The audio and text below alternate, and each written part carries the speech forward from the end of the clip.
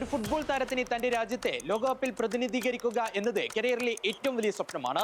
എന്നാൽ താരമായും സഹപരിശീലകനായും മുഖ്യ പരിശീലകനായും 7 വ്യത്യസ്ത ലോകകപ്പുകളിൽ ഒരു ടീമിന്റെ ഭാഗമാവുക എന്നത് ചിന്തിക്കാവുന്നതിലും അപ്പുറമാണ്.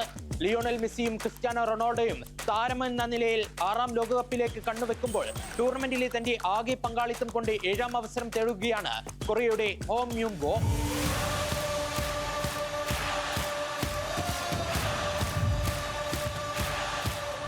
1990-ൽ ഇറ്റലിയിൽ നടന്ന ലോകകപ്പിലാണ് 21-കാരനായ ഹോങ് ഒരു താരമായി ആദ്യമായി ലോകകപ്പ് വേദിയിൽ എത്തുന്നത്.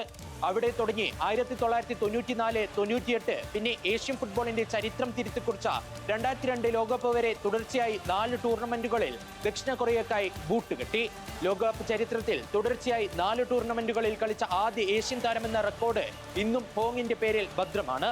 പ്രതിരോധ നിരയിൽ ഒരു പാറ പോലെ ഉറച്ചു നിന്ന ഹോങ്ങിന്റെ കരുത്തിലാണ് 2002-ൽ ദക്ഷിണ കൊറിയ സെമി വരെ എത്തി ലോകത്തെ ഞെട്ടിച്ചത്.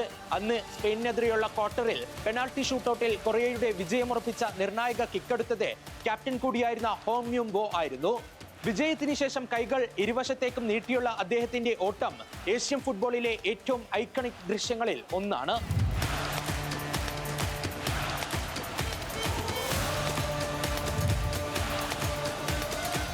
ടൂർണമെന്റിലെ മികച്ച പ്രകടനത്തിലൂടെ ഒലിവർ കാണിനും റൊണാൾഡോയ്ക്കും ഒപ്പം ലോകകപ്പിലെ ബ്രോൺസ് ബോൾ പുരസ്കാരം ഹോങ് സ്വന്തമാക്കി. ലോകകപ്പ് ചരിത്രത്തിൽ ഈ ബഹുമതി നേടിയ ഏക ഏഷ്യൻ താരം കൂടിയാണ് ഹോങ്. ഇതിഹാസ താരം പെലെ തെരഞ്ഞെടുത്ത ജീവിച്ചിരിക്കുന്ന ലോകത്തിലെ ഏറ്റവും മികച്ച 125 ഫുട്ബോൾ താരങ്ങളുടെ ഫിഫ 100 പട്ടികയിൽ ഇടം പിടിച്ച ഏക കൊറിയൻ താരം. കളിക്കളത്തിൽ നിന്ന് വിരമിച്ചെങ്കിലും ലോകകപ്പുമായുള്ള അദ്ദേഹത്തിന്റെ ബന്ധം അവസാനിച്ചില്ല. 2006 ലോകകപ്പിൽ ദക്ഷിണ കൊറിയൻ ടീമിന്റെ സഹപരിശീലകനായി അദ്ദേഹം തന്ത്രങ്ങൾ മെനഞ്ഞു. 2014 ബ്രസീൽ ലോകകപ്പിൽ ദക്ഷിണ കൊറിയൻ ടീമിന്റെ മുഖ്യ പരിശീലകനായും ഹോങ് ചുമതലയിട്ടു.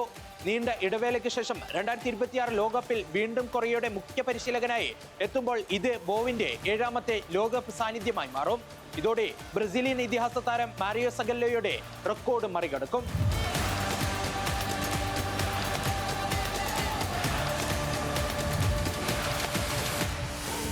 യൂറോപ്യൻ ലീഗുകളിൽ കളിച്ച് പരിചയസമ്പത്തുള്ള സൺ ഹ്യൂങ് മിൻ അടക്കമുള്ള സൂപ്പർ താരങ്ങളുമായാണ് ഇത്തവണ കൊറിയൻ പട ഇറങ്ങുന്നത്.